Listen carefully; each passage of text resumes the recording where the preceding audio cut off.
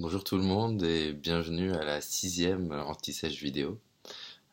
Cette semaine, vu que c'est la semaine d'Halloween, je voulais vous parler de la peur et de ses compagnons d'infortune, à savoir la douleur et les addictions. Alors d'abord, je voudrais commencer à vous parler du fait que on vit la totalité de notre temps dans quatre zones différentes. Vous pouvez imaginer une cible dans laquelle la zone du centre est ce qu'on appelle la zone de confort. La zone juste autour est la zone d'apprentissage. La zone encore autour est la zone de panique. Et la dernière zone tout autour est la zone de magie. Alors, la plupart d'entre nous, la plupart du temps, vivons quasi exclusivement dans la zone de confort et la zone d'apprentissage. La zone de confort, c'est la zone de nos habitudes régulières, de notre travail, de notre relation si on en a une, de toutes les choses qu'on a l'habitude de faire. Et la zone d'apprentissage, eh ben, c'est la zone dans laquelle on s'aventure quand on lit un nouveau livre, par exemple, ou quand on essaye peut-être une nouvelle activité, euh, quand on va au musée, peut-être même quand on va faire un voyage.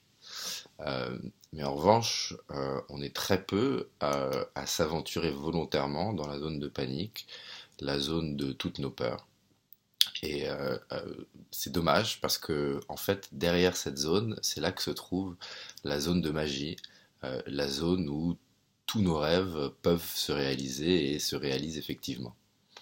Euh, si vous pensez à des moments dans votre vie où vous avez vécu de la magie, que ce soit une superbe rencontre, un succès professionnel, la naissance d'un enfant, vous verrez que avant d'être dans cette zone de magie, vous avez toujours vécu un moment de panique. Et donc en fait, il ne peut pas y avoir de magie sans se jeter les pieds joints dans la zone de panique. Euh, et donc, vu qu'on sait ça et que on a besoin de la panique pour la magie, il faut traiter ces peurs comme une information d'un terrain sur lequel on a du progrès à faire. Je crois d'ailleurs qu'on peut classifier la peur en deux types. Il y a des peurs qui sont ponctuelles et des peurs qui sont chroniques. Alors, une peur ponctuelle, ça va être par exemple de sauter à l'élastique ou d'aller tout seul à une soirée. Ou par exemple de subir une intervention médicale qu'on n'a pas envie de subir. Et en général, et vous en avez sans doute fait l'expérience, quand on confronte ce genre de peur, et ben derrière on se retrouve dans la zone de magie. Alors il y a des peurs qui sont un peu plus compliquées à gérer que ces peurs ponctuelles, et ça c'est les peurs chroniques. C'est les peurs qui se manifestent chaque jour et qui véritablement nous plombent l'existence. Et souvent, ces peurs, elles se traduisent par des addictions. Euh, on peut être accro à une relation qui nous fait pas du bien. On peut être accro à une substance qui nous est nocive. On peut être accro à une situation qui nous cause du malheur et qui nous empêche de nous épanouir. Alors bien sûr, il y a des bonnes addictions. Des addictions au sport, addictions à la méditation, addictions à la lecture. Euh, et justement, une des choses qu'il est utile de faire, c'est d'essayer de remplacer les mauvaises addictions par des bonnes addictions, parce que une des choses qu'on sait de la science des habitudes, c'est qu'il est quasi impossible d'éliminer une habitude, que en revanche, ce qu'on peut faire, c'est remplacer une mauvaise habitude par une bonne habitude. Euh, une bonne façon de savoir si on est dans une addiction qui est négative et qui nous est nocive, c'est de se poser la question de si on s'adonne à un dit comportement par amour ou par peur.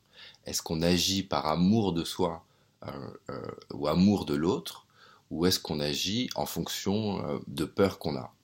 Alors il y a pas mal de peurs auxquelles on est sujet. Il y a la peur d'être seul, la peur d'avoir mal, la peur de faire du mal, la peur de ne pas être aimé, la peur d'être rejeté, la peur d'être ridicule, la peur de ne pas avoir assez, la peur de manquer.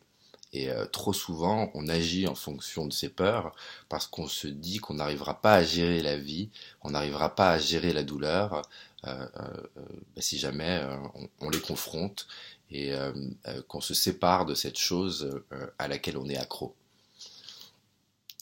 Moi-même, j'ai eu beaucoup d'addictions dans ma vie, dont je me suis débarrassé progressivement. Euh, J'étais accro à mon très haut salaire d'avocat d'affaires qui me permettait de faire plein de choses et j'avais vraiment peur de manquer.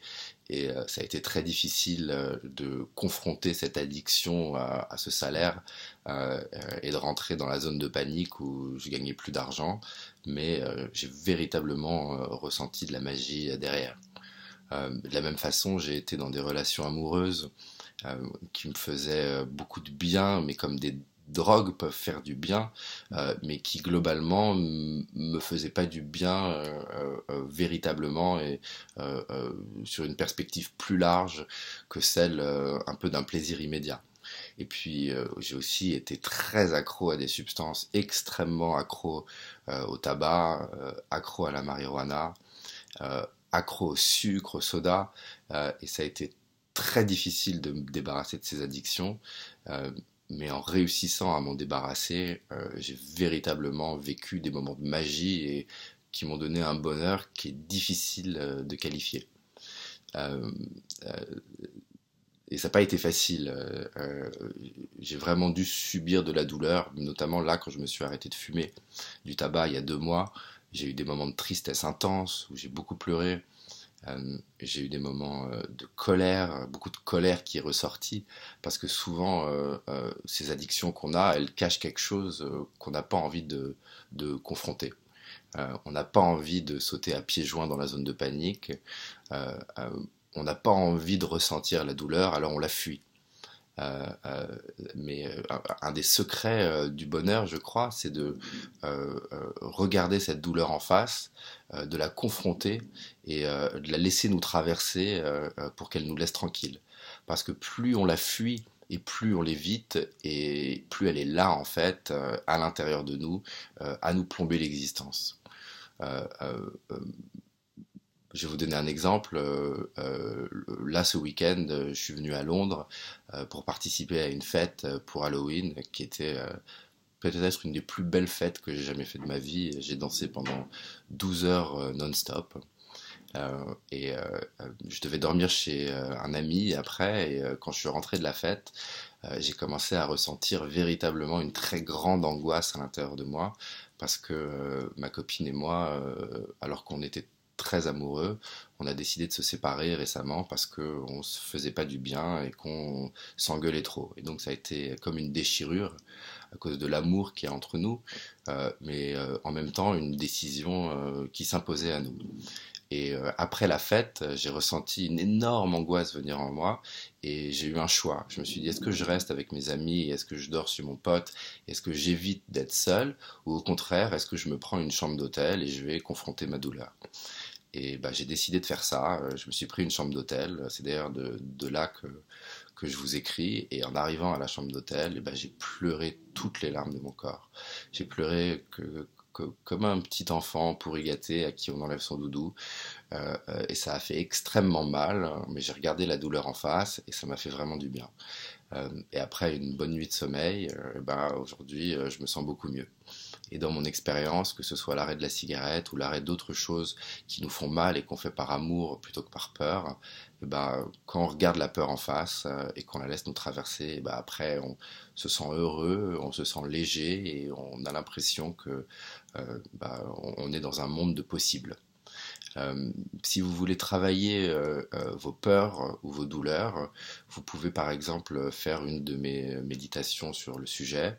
Il y a ma méditation sur les coups durs, ma méditation sur la peur, euh, et aussi une méditation sur le lâcher-prise.